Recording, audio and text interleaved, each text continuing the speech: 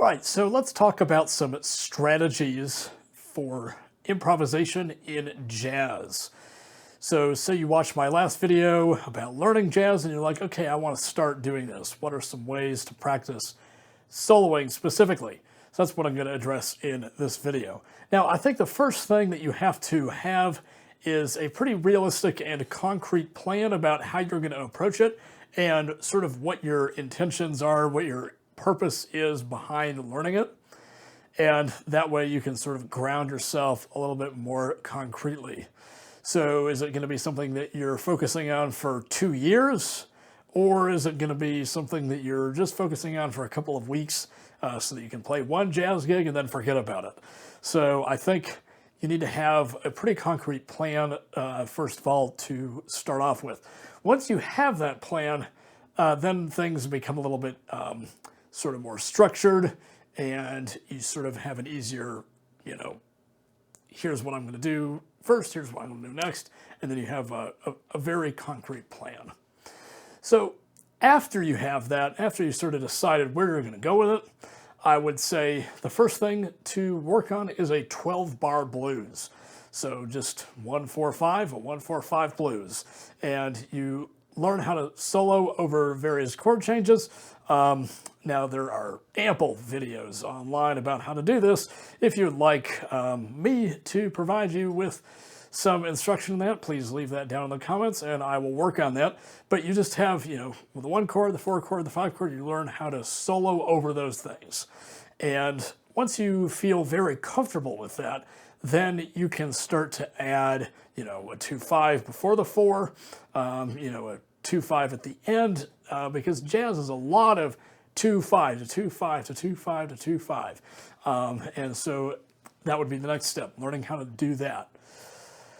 I think a very good resource, once you get sort of past that point, is the Charlie Parker Omnibook.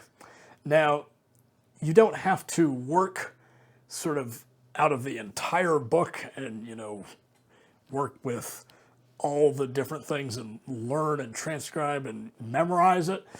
But just to get some vocabulary and fluency, the Charlie Parker Omnibook is a fantastic resource.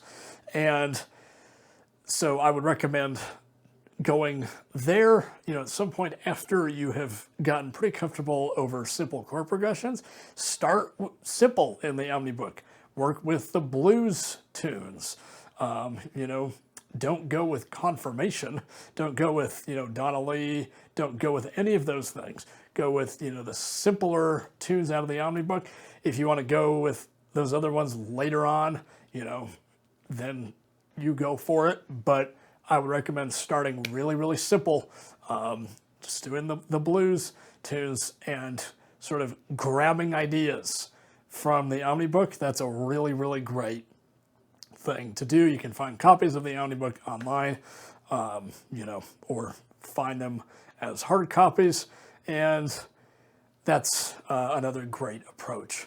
Now, this video would not be complete in its slightest without me even mentioning listening and transcribing of recordings, because that, I think, is, I would say, at least in my practice, the bulk of where I spend a lot of my time sort of getting ideas. Listen to a lot of different recordings of the same tune.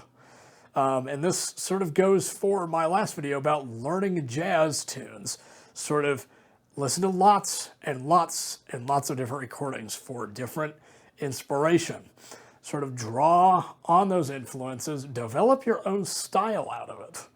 And so in your improvisations, you're not just, working off one thing, you're working off dozens of different ideas and inspirations.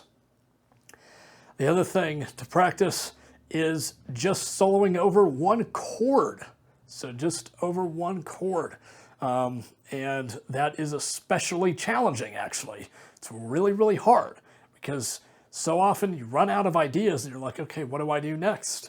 So that's a very good exercise. Just solo over 1 chord and see what comes to you. Do it for 15 or 20 minutes even, and just see what comes to you, come up with different things, come up with different ideas, explore sort of outside of your comfort zone, do things that you wouldn't normally do, and then start to apply that in other contexts.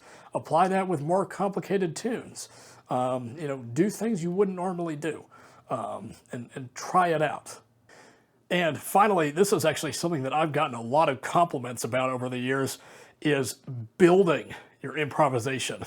And people really, really like that, because it brings a whole new sense of energy, and just it entices the audience. And I definitely did not always do that, and I definitely was not always good at doing this.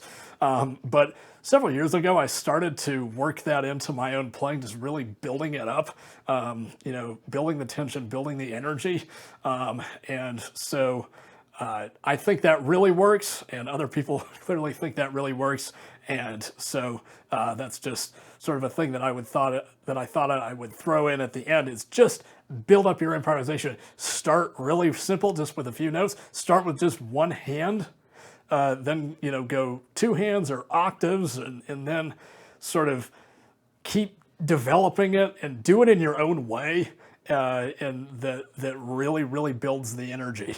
And so that's sort of my little secret there. And so I think that's a very, very captivating thing to practice. So building your improvisation are really, really, really effective. So those are my tips for improvisation in jazz. And so if you have any other ones that you would suggest, please leave them in the comments. If you would have any suggestions for future content on this channel, please leave a comment and I will work to get that to you. And so there we go. So please, like always, leave this video a like. Please share this video. Please subscribe to this channel. And have a good day. And thanks for watching.